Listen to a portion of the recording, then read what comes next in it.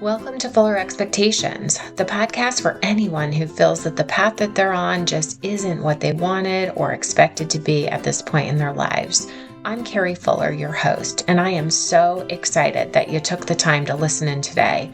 That tells me that you are investing in yourself, and that's exactly the type of person this podcast is for.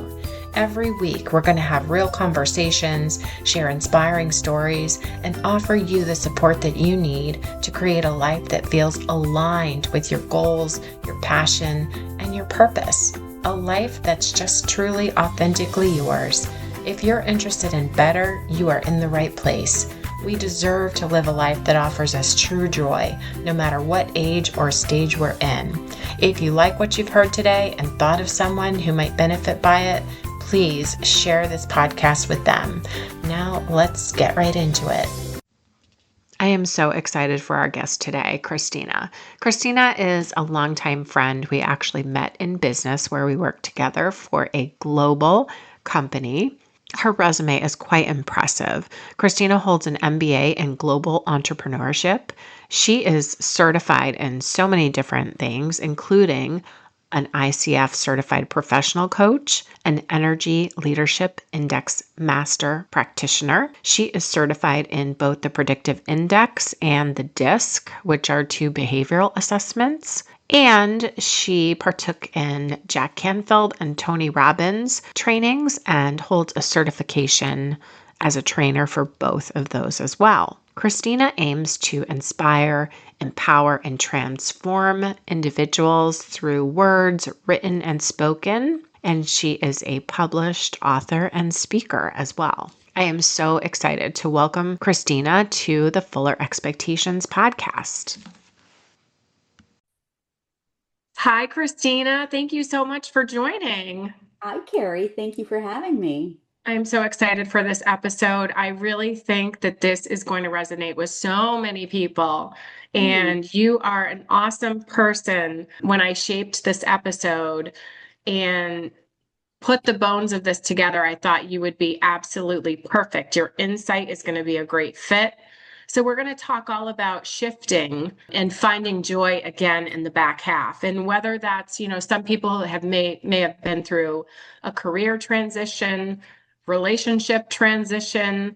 Maybe they've moved from one place to another where there's just change going on in their life. And I know that in addition to being an author and a consultant, and I know that you lead initiatives around change management, your background is such a great fit for some of the questions that we're going to cover today. So super excited. We're going to open up by setting the stage.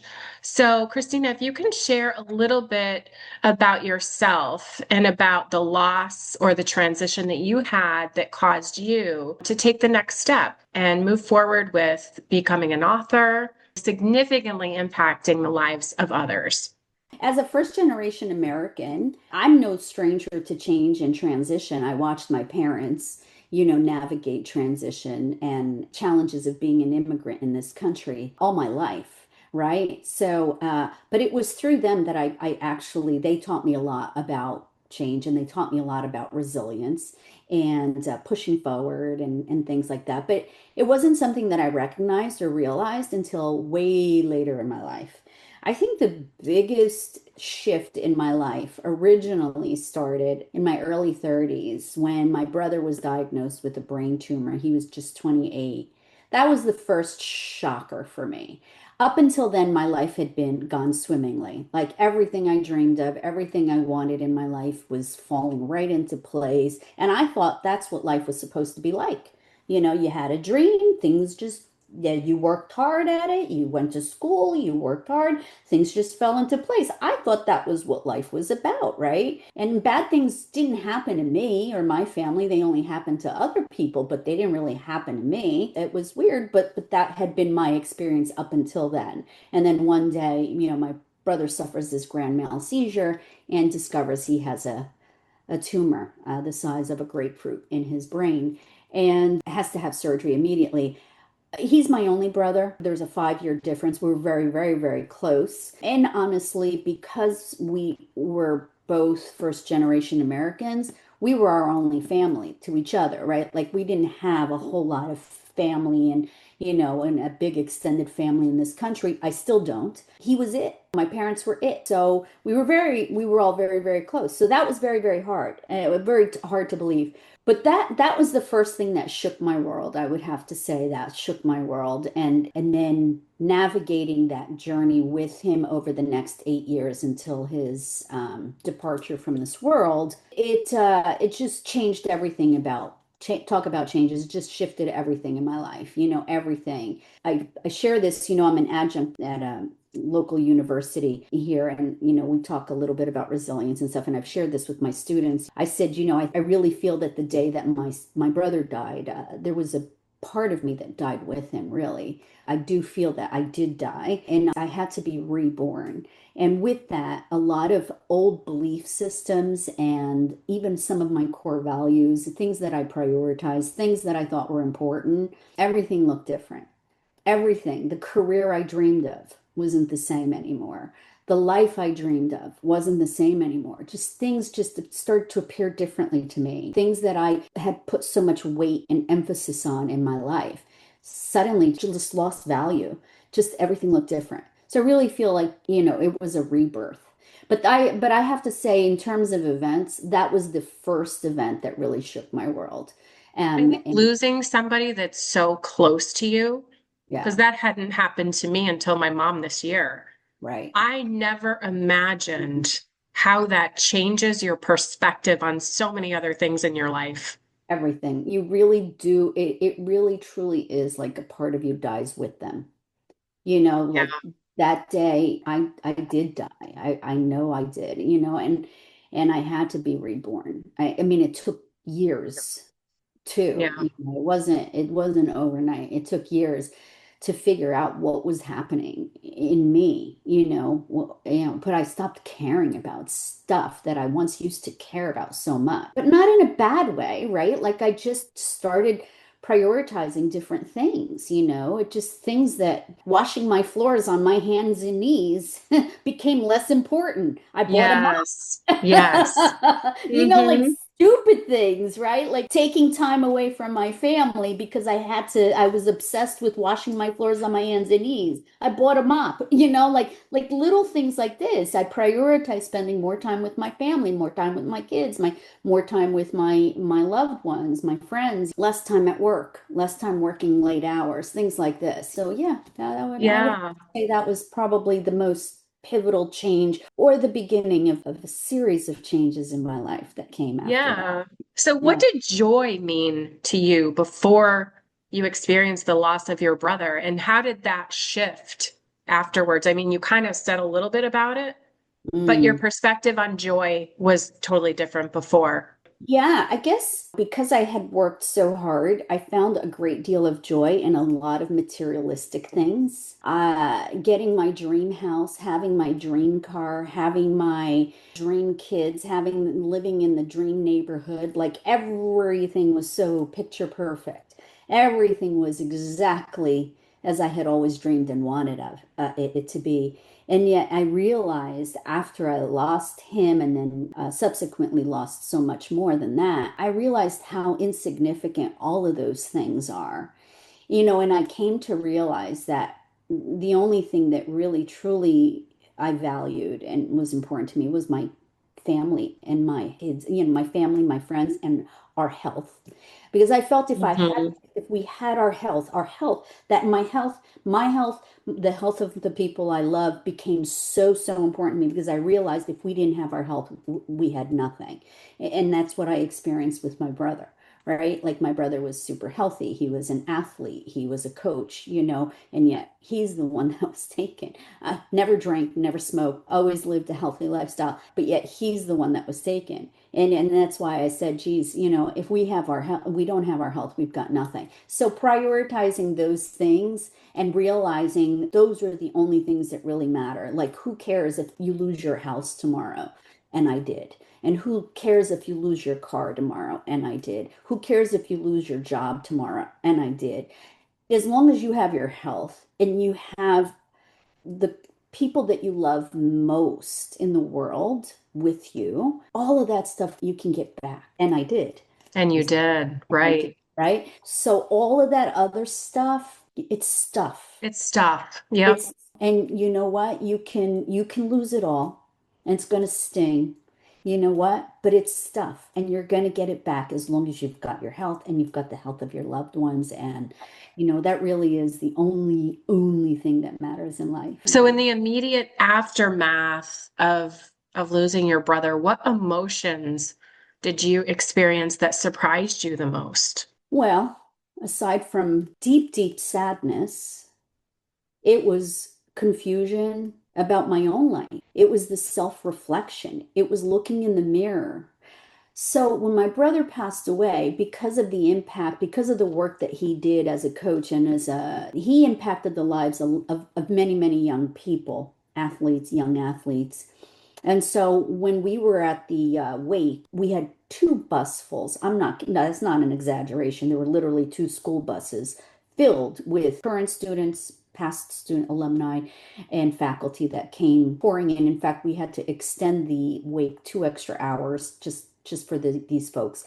And the stories that they came in and Mm. brought to us. I knew he was special. I had no idea how special. And I didn't know the impact that he had made on these people's lives. There were people there that named their children after my brother. And so I stood there in awe, listening to these amazing stories of this incredible person that I got to call my brother.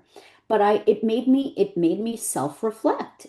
And it made me go home and think, well, what the hell am I doing with my life? Whose life am I impacting? How am I leaving it, making a difference?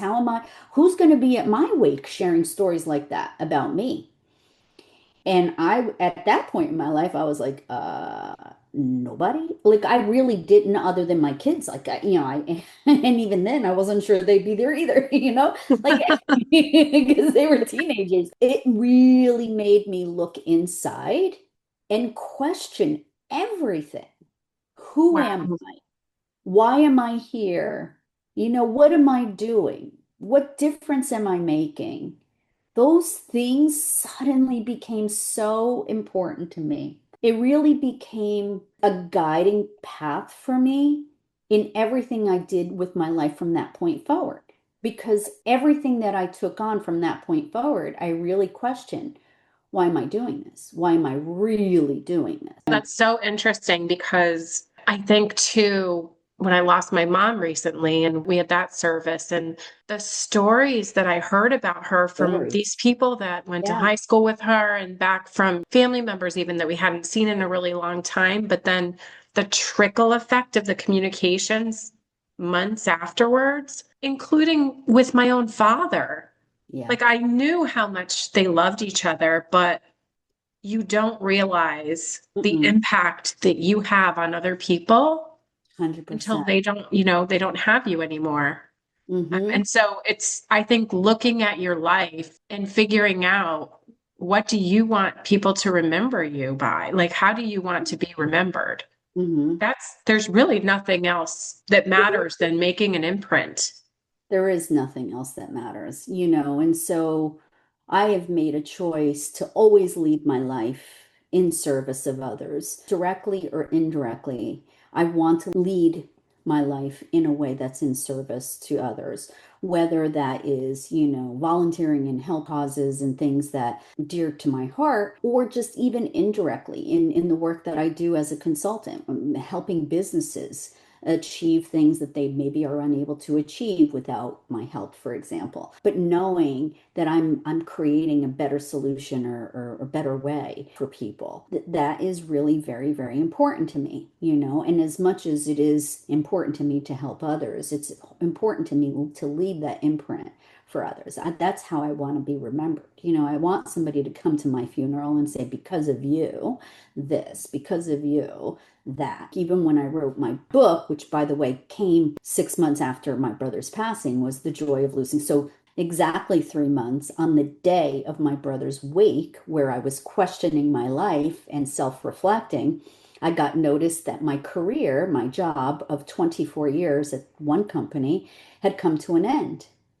And I came back to my office and I sat in my desk and I looked at the calendar and I looked at the date on the calendar and I saw that it was exactly 3 months to the day. I did not feel it was a coincidence. I thought that was my brother pushing me out because he knew that if I didn't get that push, I'd probably still be there today, miserable, but still be there because it was easy and it was comfortable, right? It was all I Mhm. knew since the age of 19. It was pushing me out in the world. And so when that happened shortly thereafter, I was inspired to write The Joy of Losing Your Job, Hope Beyond Blood, Sweat, and Tears. It was inspired by going to some networking events where people were just talking about the doom and gloom of job loss. And I went into it and I refused to believe that it was just doom and gloom. I had to see the silver lining and I went looking for those stories. And those are the stories that I shared in my book.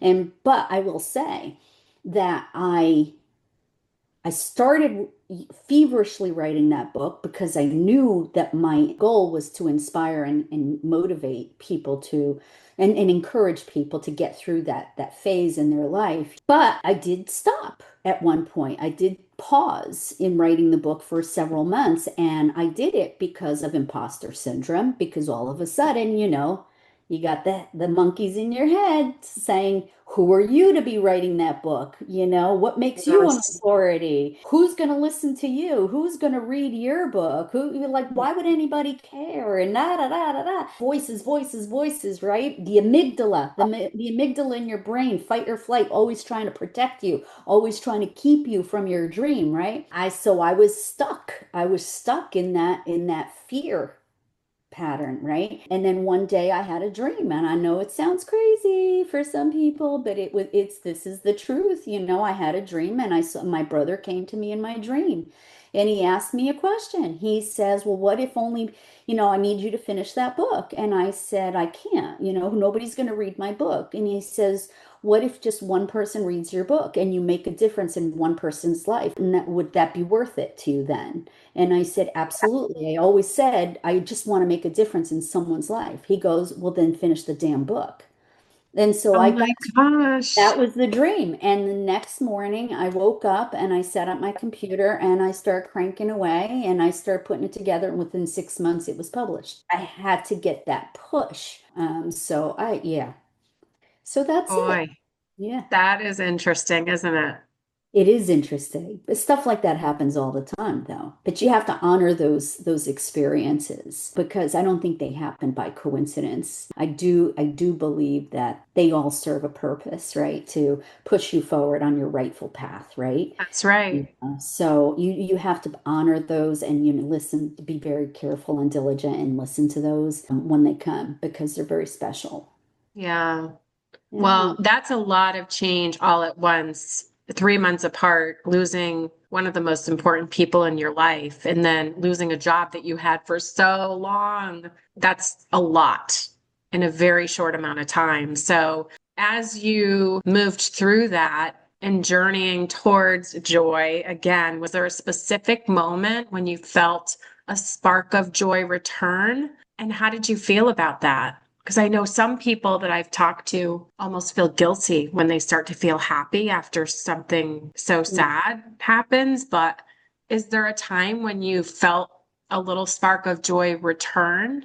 Maybe it was a small something, but very meaningful. Yeah, I don't know that there was one particular event because the truth is that I broke a lot more than before I could be rebuilt, put back together, so there were a lot more cracks. It wasn't just my brother passed away. 3 months later, I lost my only job that I ever knew. And just prior to losing my brother, a couple of years, 2 years, I lost my marriage of 20 years. That was sudden and very unexpected for me. And so it was a series of like literally everything came crashing down, the whole world, the everything. And so it was a whole lot of, again, a lot of cracks before I could be rebuilt. I lost my faith, most of all. I was really angry. I had been raised Catholic, but honestly, I lost my faith, watching my brother after I just was so angry. I was so upset and I didn't understand. You know what? Even after his death, my brother taught me, not to give up on your faith because my brother was faithful up through the day of his last breath, never gave up. And I never understood that, but I found a lot of things he used to write and talk about after his death. So I felt like he was talking to me, and he started telling me, go back to church or start pray, give it to a higher power, he said. It wasn't really church. It was just like a higher power. And reluctantly started to do that. And when I started to do that, it just started to open my mind to new things. And I think that's when I started to wake up again. I started coming out of my coma that I'd been in for so many years. Mm. And I think the biggest thing for me was getting back to me. I'd lost myself. I had lost myself. I was a robot or a zombie or whatever you want to call it. I didn't know who I was anymore. I certainly didn't know why I was here or what purpose I served and all this stuff, right? But it was getting back to me and rediscovering myself. I think that was probably the beginning of finding joy for me because I used to put a lot of emphasis, my happiness was dependent on other people or other things. If my kids were happy, I was happy. If my husband was happy, I was happy. If my boss was happy, I was happy. My happiness was always dependent on other people's happiness, or also on attaining certain things in life. I got my MBA, then I'll be happy. Well, I wasn't happy.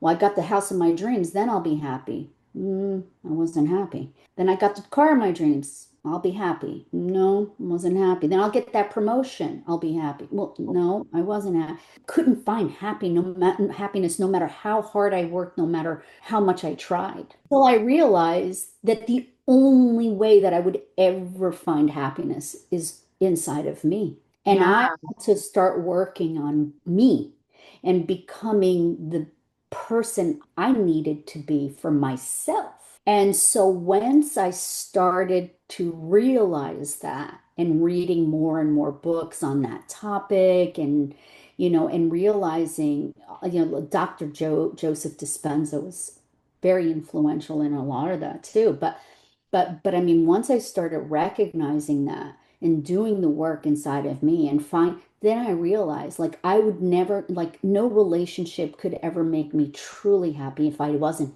truly happy with myself, you know? Yeah. And that's with kids, that's with anybody or anything. And so my work was centered around finding joy within myself first and foremost, always trying to do the next right thing, best thing, right? That was going to lead me on the right path towards the thing that I aspired to do or be, rather than depending on something else. I'm not going to wait for somebody to hand me the job of my dreams. I'm Yeah. going to create the job of my dreams. I'm Yeah. not going to wait for the prince to ride on up to me on his horse and carry me away to give me happiness. I'm going to find my own happiness. I'm going to buy my own damn ring. That is You so, know what I'm that's saying? so Like, I don't important need, though. it's It's so so, important. yeah, it's so important because so many people, and I hear people say this, my friends say this, people that I work with say this, family members say this, how they want this, they want this and that. They can't wait to have this. And then Uh-huh, everything will be better when they get to uh-huh. A or when they pay off this bill and fix their house up or like whatever it is. And it's Yeah. always about something else. But really, Always, always it's something else. it's Yeah. not anything else. It's in Oh, you. Like you always could in live in a tiny house. And I 100%. I always say that I would love to live in a tiny house, by the way. Yeah, I would yeah, love to just get rid of everything that I don't need and live in a tiny house and just yeah, simplify. And I feel like the older I yeah, get, the more I realize that. But yeah. a lot of people, yeah, you don't realize that until you keep attaining those things that you think that you want, and they don't solve your problems. They don't make you 100%. happy.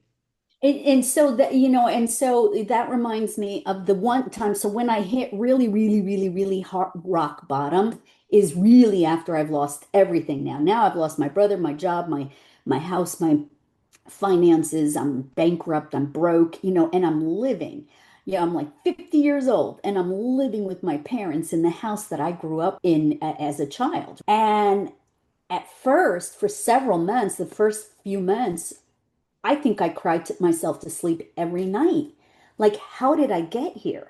Holy cow, how did I get here? I'm 50 years old. Almost, I think it was almost 50. And I was like, how did my life come to this? I had the perfect house. I had this, I had this, I had this, I had this. How did I get here? I had the career, I had, money in the bank, I had it all. How did I get here? And I don't know. Again, it's time. But one day I remember it so vividly, lying down on my parents' couch, just lying there, probably crying, because that's all I did at that time. I was so depressed. And something came over me. Again, I don't know, I don't know what it was, but something came over me and I started looking around the house. Like I was just lying there and I was just looking around the living room and looking and I suddenly was overcome by this sense of security and a feeling of security and safeness. Like being home with my parents was the only place I ever truly felt safe and secure. That really that was my safe space. And then all of a sudden, all of those feelings of victimhood, how did this happen to me? How did I get here? Shifted into feelings of gratitude. Like, thank God I have a family to come home to. Thank God I have a home, a roof over my head. I have people taking care of me.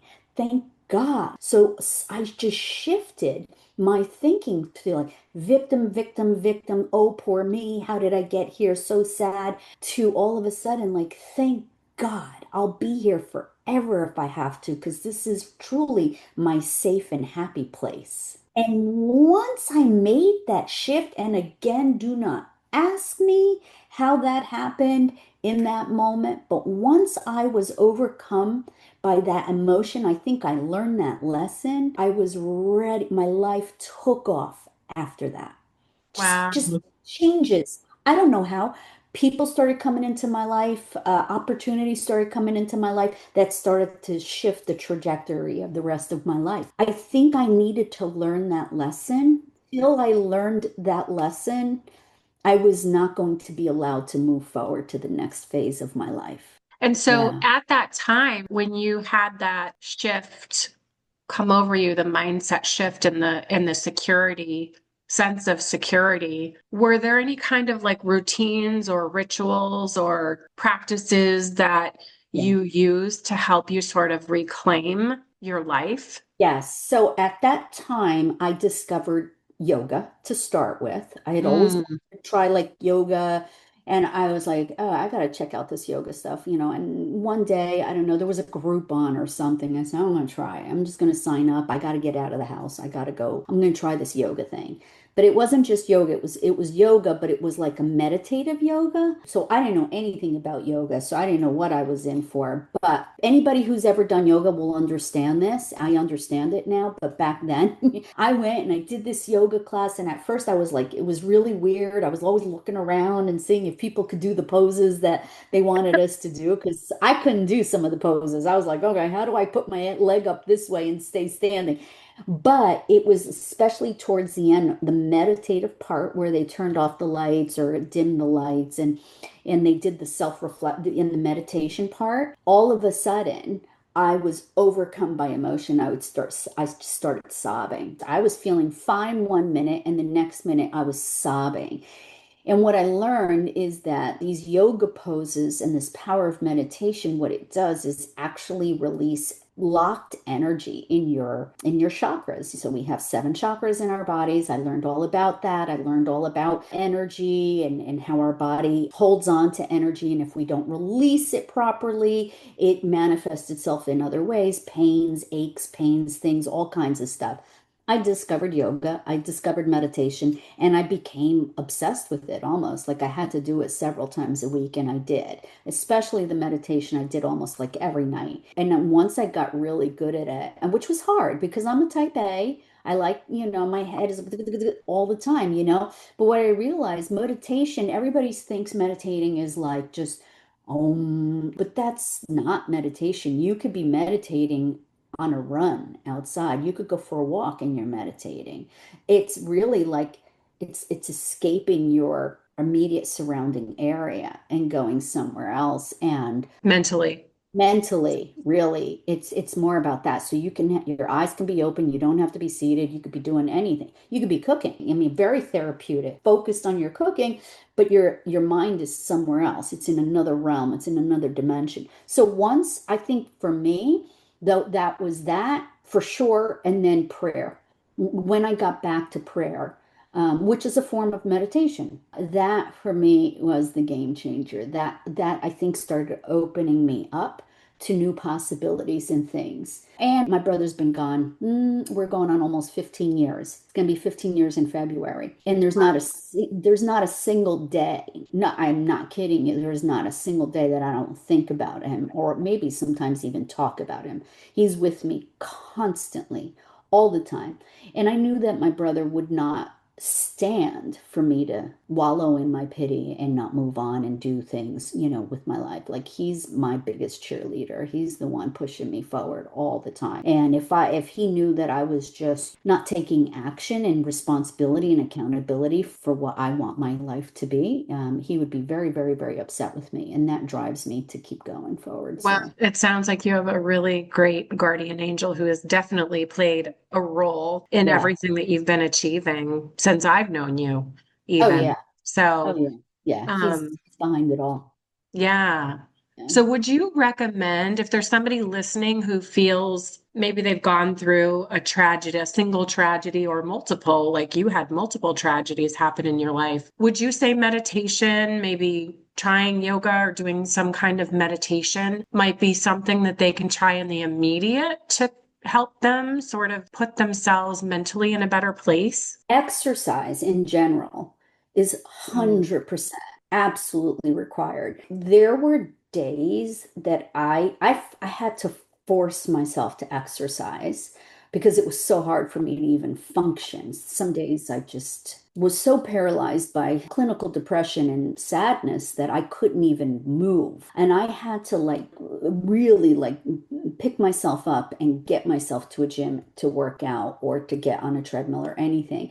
And there were literally, and it's funny, ironically, I was just having this conversation with my son earlier today that there were days, most days, that I would get into a step aerobics class or, on a treadmill or a bike, and I would be sobbing tears the whole time I was there on those things, exercising. But exercising truly, truly, truly, truly lifts your spirits. It does help with dopamine, serotonin, and all these hormones that elevate your disposition, and outlook. And so getting physical exercise, doing things that bring you to some pain, physical pain, will get your mind off the emotional pain, even if it's temporary. But it really, really, really does help.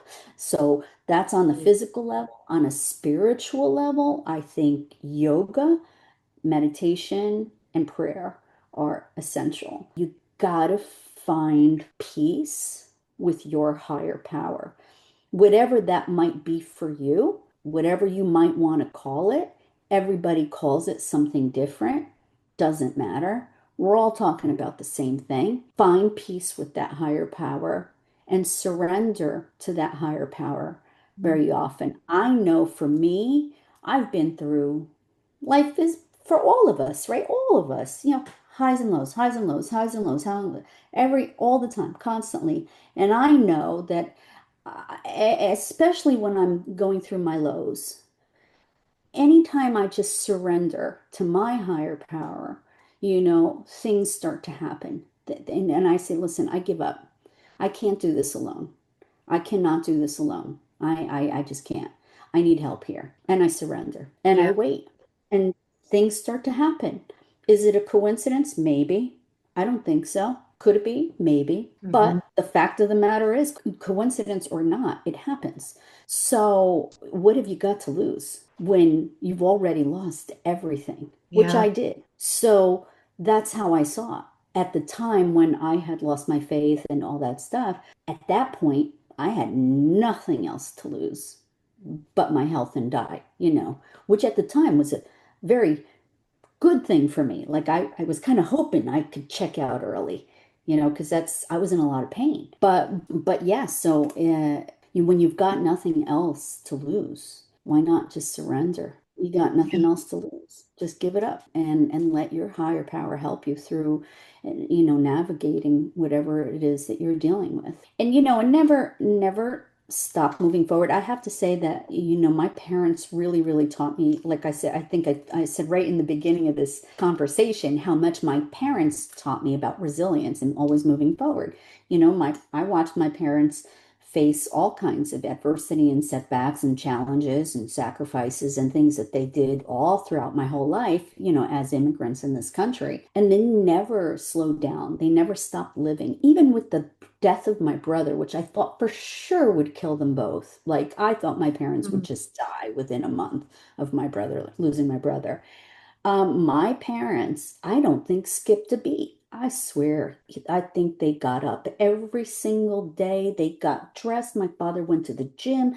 Life just continued. They continued to live as hard as it was, through tears, through pain, through sadness, but they never stopped functioning. They never stopped moving forward. They never stopped. They never stopped. You Thank know? God. Yeah, that's how they got through it. But my God, like what they taught me about resilience, right? Because I could barely move forward. I wanted to curl up and die during that time. And watching them be so strong throughout it made me strong, right? So they're really exemplary role models in this area. So, and then read a lot of. There's so many amazing like self-help books out there. For me at the time, it was Wayne Dyer. I was obsessed. I became obsessed with Wayne Dyer and actually all of Hay House, a lot of Hay House authors, Louise Hayes herself, but Wayne Dyer was probably one of the more influential people that I listened to. And Wayne was one of those people who did give up all luxuries, all materialistic thing. He literally got rid of everything and he bought himself a little shack in Hawaii.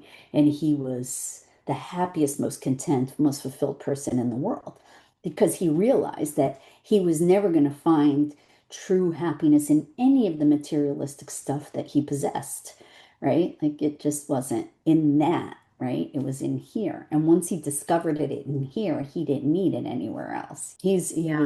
He's an extraordinary author. I would highly recommend listening to some of his YouTubes or, reading some of his books. He's incredible. Yeah. And it's funny because I feel like the older we get, like I think when we're younger, we think that stuff is so important and our Oh, goals are based on stuff like getting that oh, car or getting that house or yeah. having whatever. And then when you're older and you have those You realize things how unimportant it and you was. Yeah. still realize that that wasn't exactly, that didn't make you feel whole inside or completely Yeah. happy, Yeah. then you realize that you want to kind of get rid of some of that stuff. Yeah. It's just Yeah. just so bizarre how life is, and I know everyone's different, but I definitely feel that where I'll tell I'm you at a what, point in my life where I realize that happiness yeah, does not come through things. possessions. Yeah. Possessions and even things like getting your PhD or getting your MBA. Like I used to think like, oh, well, if I can do this, like I'm the only person who ever went to college in my family, if I can do this, it's going to be so awesome. Like I'm going to be the only one in my family with an MBA. And then I got the stupid MBA and 10 months later I lost my job. And it's like, Mhm. what lesson was I being taught there. Is it really that important? Look, I proved something to myself, so it was cool. I don't regret it. And plus, my company paid for it, which was the Yeah. best part. But, my point is, you're not going to find happiness in things like this. It's not. And I'll tell you the thing that I've ever found true happiness and fulfillment in is anytime I'm doing something for someone else. Anytime I'm volunteering, anytime I'm at a food bank, or anytime I'm picking vegetables at a garden to donate to food banks, or anytime, when I ran my Girl Scout troops, we used to do, make this world a better place initiatives all the time. Every month we had something we were working on that was incredible and impacting people positively, for no reason, for no money, for no acknowledgement. For when it was COVID, I volunteered at the church and I was delivering food to people. Those are the only things that I ever truly found satisfying and happy and fulfillment in. That I would come home at the end of the day and lay my head to rest at the end of the night and feel good about what I did that day, because it made a difference in someone's life, even if they didn't even know that I'm the one who did it. I didn't care, it didn't matter. But I felt Yeah. good. And I Those found, are acts of gratitude. And it's so true. And I feel like if there's anyone listening who hasn't been involved in a cause or an organization that's meaningful, there's Mhm. so many that need help. And it is a different kind of happiness. Like what you said, it is more fulfilling than anything that you could go buy yourself or anything like that. It Doing truly things for is. other people and Yeah, feeling that. And I also feel that in doing those things, the universe gives back to you. it does. So It does. maybe that's a segue. Was that one of the times in your life? Because you have had so many opportunities. Christina, you're like running in 100 directions because you have so many opportunities just with serving as faculty at a university, and you've written the book and you're involved in major startup business that recently launched. You've done so many things. Did you find that it was after you started giving back to the community and to others and things like that, that those things started coming to you? I'd like to think that I'm creating many and most of my own opportunities through the connections that I make and through the way that I'm living my life in connection with others. I'd like to think that. But I absolutely do believe that maybe my giving nature has benefited me in some ways. I can't say for sure, but I do know that the times that I am really like doing something out there in the world, like giving back, like recently I went to Grow a Row in Pittstown, New Jersey, big farm where it's a volunteer thing. You got to go and you pick all these vegetables, and all those vegetables, like tons and tons and tons and tons and tons, pounds of vegetables, are all donated to food banks all over the country. It's really, really impressive work what they do. And being there for 3 hours, bending over in the dirt, in pain, like, but feeling that you're contributing. And then, and then a week later, I got offered two more projects. Is it a coincidence? Is the timing a coincidence? I don't know. Or is it really related? Is it why I do stuff? It's not. That's the whole thing. It's like, okay, maybe there's a coincidence or maybe there's not, that the timing of the opportunities that have fallen into my lap are usually following an event where I am giving back or being of service to others. Maybe that's a coincidence. However, that's not my motivation. Mm-hmm. That's not my motivation. It's not why I do it. I don't say, "Oh, I'm going to go out and I'm going to go volunteer at the food bank and feed homeless children or people in hopes that that week something big is going to come to me." That's not why I do it. That's not my motivation. That's not my inspiration. I really do it just out of the goodness of my heart because I really do want to help and be of service to those who are less fortunate than I am. Would you say that that's one thing that keeps you sort of grounded in joy? 100%. Yeah. 100%. Or So, even just giving somebody a smile. Sometimes it's so simple. People overthink stuff. They're like, oh, I don't have time to volunteer. If you see somebody down or, going through, people are suffering right now. There's a lot of hardship in Mm. the world right now.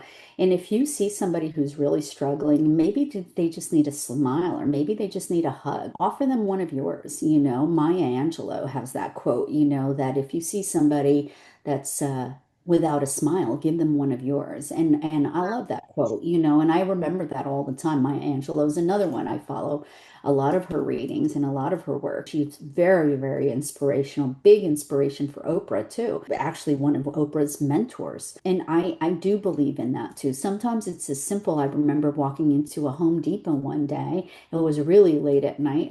Just ran in to pick up a quick something and leave. Everybody's exhausted and tired, right? But there was an older gentleman working there, and I just had to ask him where the thing was that I was looking for. Where is it? And Mm. but I smiled. I was like just my normal, happy, smiley self. And he told me where the thing was, and he started to walk away, but then he turned around and came back, and he said to me, he says, "Thank you for smiling at me." He goes, "I've been here 10 hours today, and I think you're the only person who gave me a smile, so thank you. You made my day."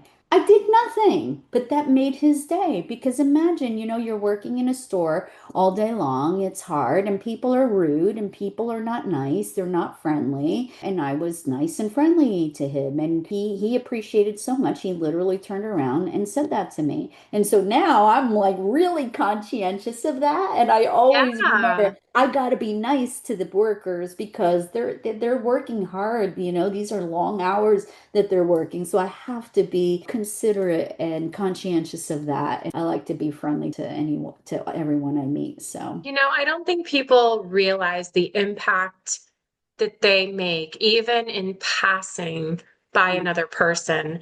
Yep. And I was listening to another podcast recently, actually, and the woman was talking about that and how we all know the difference. Even when it's like we're walking into the office or you're walking into wherever you work and you walk by people and you're like, good morning, and you keep walking and you're like, just in that you're Yeah. focused on you moving forward and you're not focused on those people. You're saying Uh-huh. good morning, but you don't really probably even mean it. Yeah. It's robotic. It's But robotic. Yeah. versus when you walk in and you pause, and Hmm. a pause does not have to be long. Yeah. Just pause and say, good morning. How are you? Yeah. And based on your tone and your Mhm. eye contact, people know that People you're know. actually pausing and taking a minute to just check in and see how they're doing. And what a difference between the two. And literally, it probably takes 10 or 15 seconds longer, and that's it. Yeah. And you're making a difference in someone's life, Yeah, literally their day, because you don't know what they're going through, it you know. really does. And it changes their perception of who you are too, because you could either breeze by and mutter out a good morning on your way through, or you Hmm. could pause and just take Yeah. the time to say good morning. It makes a big difference. It's two totally different And ways it's of just saying the hello. little things, honestly. It's just the little things, but they really do go such a long way. Yeah, Yeah. they do. Yeah. So, Christina, if you have one practice or mindset that you think keeps you sort of grounded today after everything you've been through and all the things that you've accomplished after kind of bouncing back Hmm. from that moment on the couch at your parents' house that sort of brought you into a different place. If you could share something to those people who are listening that brings you joy and has made you move forward in your life in a way that has led to accomplishments. And I mean that not by the stuff like we had talked about earlier, but just being in a place where you do have joy in your life. What's something that someone can do that might help them get to that place? For me, it's all about gratitude. And so rather than looking at situations and circumstances and things in a negative light or, oh, poor me and what now and victimhood, I rather look at, well, what do I do have? What is going well? What is working, and I focus on the gratitude, gratitude, gratitude, because I know when I do that, everything else is figure outable. Marie Forleo That's her line.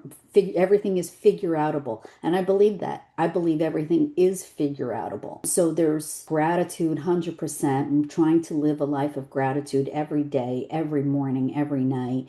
You wake up in the morning, be grateful for that breath that you're breathing. Be grateful but for being able to walk out of your bed and moving on with your day. Be grateful for Mm. your health, for the health of your loved ones. Just be grateful for every single thing, every single day, all the time, because you just never know when all of that can be taken from you, right? So there's gratitude. But I also think for me, I have this very, very strong belief that when one door closes, another door opens. So it's a mindset, but I really, really do believe that every single thing that happens in our lives is happening for us and not to us. I believe that it is there to shape the person that we are intended to become and the things we're intended to do here on this earth and here on this planet. And so when things do go awry, things don't go exactly according to the way we planned it. It's not that it's not according to the plan, it's not according to our plan, but it's according to a Mm. higher plan. And so I like to see, oh boy, when something isn't working or something is falling apart, I know that on the other side of that, something bigger, better, stronger, more beautiful is awaits me. And then I'm Yeah. excited to find out, well, what is that thing? Right. So it's looking at closed doors as not as losses, but rather gains and opportunities. Okay, this door closed. Well, that's exciting. Like, what can I do with that now? What does that mean for me? What's the thing that's waiting for me on the other side of that door? I find that to be very exciting. Call me crazy. And maybe that's why I kind of don't mind change. 'Cause change can be hard, can be painful, but I always know that there's something bigger, better lying on the other side. Really, all a matter of your perspective and how you choose to move forward with that thing that happened. So Yeah. sometimes I hear people have lost their job. And I wrote the book, The Joy of Losing Your Job. I want to congratulate them. I say, hey, congratulations. That's awesome. Because I know that on the other side of that job loss is a better job or a new career, potentially, new self-discovery, a new business, all kinds of opportunities. You choose. You get to I do choose. think that sometimes people losing their job is a blessing. It And there's is. people that have lost their jobs where it's like, that's a good thing because you would have never left and it was time to That move was me. on. I Yeah. would never have left my 24-year career at that one company had I not gotten pushed out. I needed to leave. Yeah, and I could never go back. I Yeah. look at that now and I'm like, that was a great chapter in my life. And I'm so grateful for it. But I could never go back. It is definitely a closed chapter. But the Yeah. things, the lessons that I learned and the opportunities that it gave me and the people that it connected me with are priceless, or and that was the setup for the next phase in my life. And the Yeah. next phase in my life, there was a setup there for yet the next phase. So everything I'm doing right now is just setting me up for the next phase. I don't know what the Yes. phase is. I don't have it all figured out. I have no clue. I'm going with the flow. But I I know it's believe preparing that me for too. something, Yeah.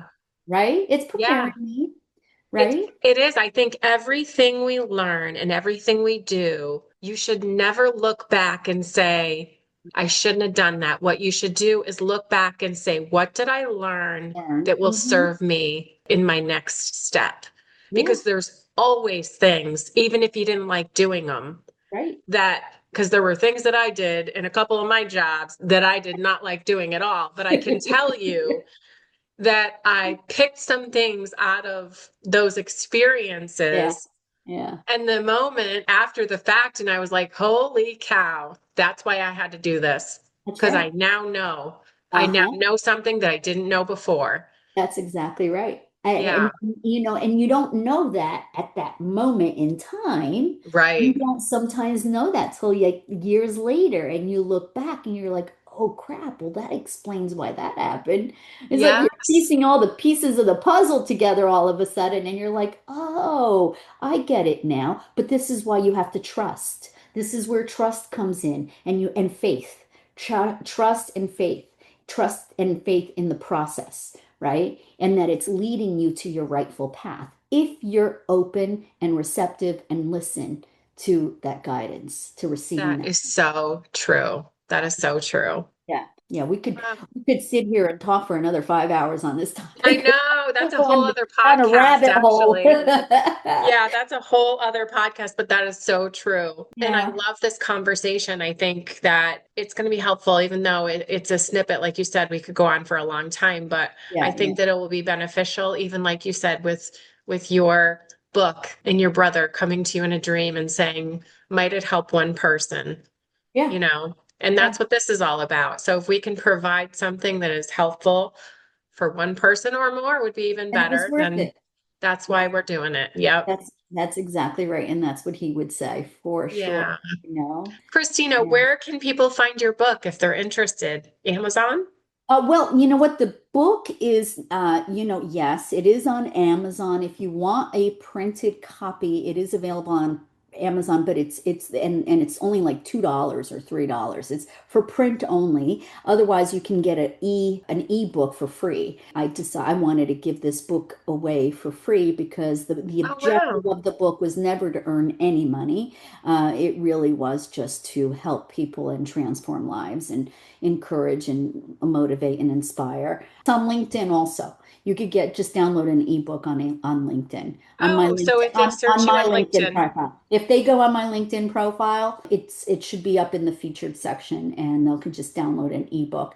But if they want a printed copy for $2 or $3 for it, which is the cost of printing it, that's on Amazon. Yeah. Awesome. And I'll add it to the notes as well Thank you. for when we publish. So yeah. Thank you so much. Thank you for this opportunity. It was a lot of fun doing this with you. I admire you. I learned things about you, and I've known you for a number of years, but I learned Yeah. things. And so thank you. Oh, absolutely. My pleasure. Thanks for listening today. If this episode sparked something in you, please share it with a friend, leave a comment or a review, and reach out and let me know what resonated. Remember, no matter what age or stage of life you're in, you can pivot. And always remember, the second half of life is not a winding down.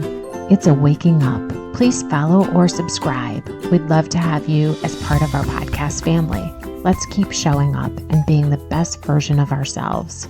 Until next time, take care.